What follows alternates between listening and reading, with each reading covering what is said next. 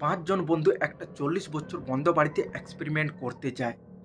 3 ঘন্টা পর তাদের সঙ্গে এমন কিছু ঘটনা ঘটে যার কারণে তারা কোনোদিন বাড়ি ফিরতে পারেনি এবং তাদের কোনো খোঁজ চিহ্নিত কিচ্ছু পাওয়া যায়নি। আজ আমরা এমনই একটা সত্যি ঘটনা তুলে ধরব, যে ঘটনাটা শোনার পর এরকম বন্ধ বাড়িতে কেউ যাওয়ার চেষ্টা করবেন না।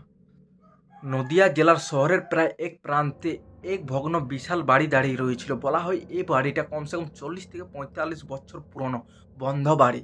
বলা হয় এই বাড়ির ভেতরে যেই প্রবেশ করে সে আর কোনোদিন ফিরে যায়নি। কিন্তু মানুষের কৌতূহল কি এত সহজেই থেমে যায়? সেই শহরের 5জন বন্ধু সুমন, রিয়া, আরাব, পায়েল আর রোহিত এই বাড়িটার ব্যাপারে শুনতে পায় এবং তারা সিদ্ধান্ত নেয় যে সেই বাড়িতে যাবে এবং ভেতরের যে রহস্য সেটা ফাঁস করবে। তাদের মনের সাহসের সঙ্গে টর্চ লাইট, রেকর্ডার এবং ক্যামেরা ছিল এবং তারা বাড়ির দিকে আস্তে আস্তে এগিয়ে যাচ্ছিল। অন্ধকারে বাড়ির প্রবেশ দরজা আস্তে আস্তে খুলল। দরজা থেকে ভেতরের অন্ধকার যেন তাদের 5জনকে খেয়ে ফেলতে চায়।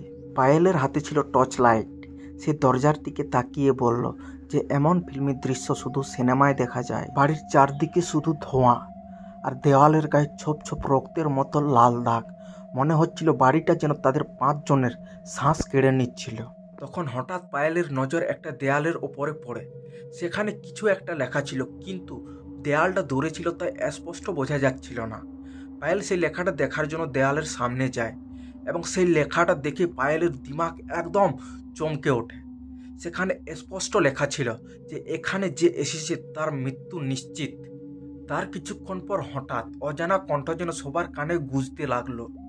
সুমন তখনই রেকর্ডার চালু করে দেয় এবং জিজ্ঞাসা করে যে এই বাড়িতে কেউ কি আছো? যদি আছো তাহলে উত্তর দাও, আমরা তোমার কোনো ক্ষতি করতে আসিনি। রেকর্ডারে সেরকম কোনো উত্তর পেল না। কিন্তু রেকর্ডিং শেষ হওয়ার পর যখন বাজানো হলো তখন সেখানে একটা নারী কণ্ঠ বলছে যে তোমরা এখানে এসেছো কেন? ফিরে যাও, মৃত্যুর আগে এখনো অনেক সময় আছে। সবাই ভয়ে অনেক জমে গেল। রিয়া বলে চলো এখান থেকে ফিরে যাই, এই জায়গাটা কোনো ঠিক লাগছে না। রোহিত বলল না, আমরা এসেছি এখানে সত্য জানতে, আমরা না সত্য জেনে ফিরে যাব না। কিছুক্ষণ পর তোরা বাড়ির ভিতরে একটা খুব বড় দরজা দেখতে পায়।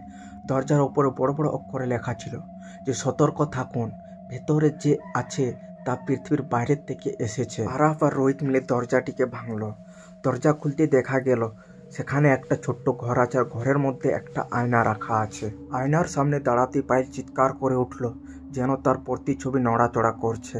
সবাই যখন আয়নার সামনে দাঁড়িয়ে দেখলো তখন অবাক হয়ে যায়।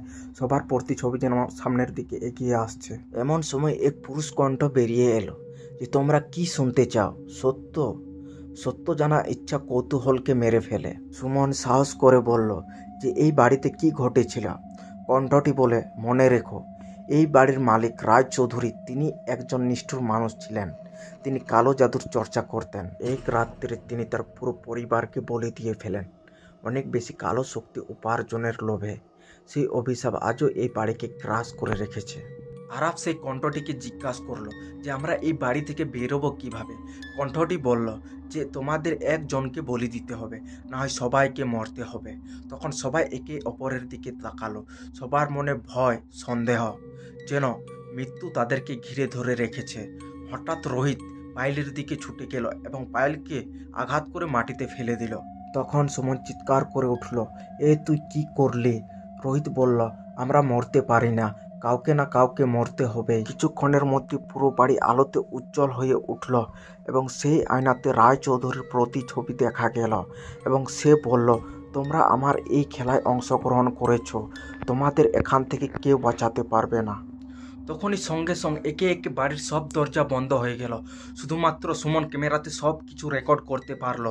সুমনের শেষ কথা, যদি এই রেকর্ডার কেউ পাও যেন ভুল করেও এই বাড়ির ভেতর কেউ না আসে, এইটুকু সুমনের কথা শোনা গেল। পরের দিন সকালে 5জনের বাড়ির লোক সেই বাড়িতে তাদের খোঁজ নিতে গেল, কিন্তু তাদের কোনো খোঁজ চিহ্নিত পাওয়া গেল না। কিন্তু বাড়ির কোনায় একটা রেকর্ডার পড়ে রয়েছিল। সেটা যখন চালু করে দেখলো সেখানে একটা নারী কণ্ঠর কথা শোনা যাচ্ছিল যে তারা আর কোনোদিন এই দুনিয়াতে ফিরে আসবে না। পুরো শহরের লোক এটা বুঝে গিয়েছিল যে এই বাড়িতে যে প্রবেশ করবে সে আর কোনোদিন পৃথিবীতে ফিরে আসবে না। তাই সরকারের অনুমতিতে সেই বাড়িটিকে বন্ধ করে দেওয়া হয়। বন্ধুরা, যদি এরকম ঘটনা আপনাদের সত্যি ভালো লাগে তো ভিডিওটাকে লাইক করে চ্যানেলটা সাবস্ক্রাইব করুন।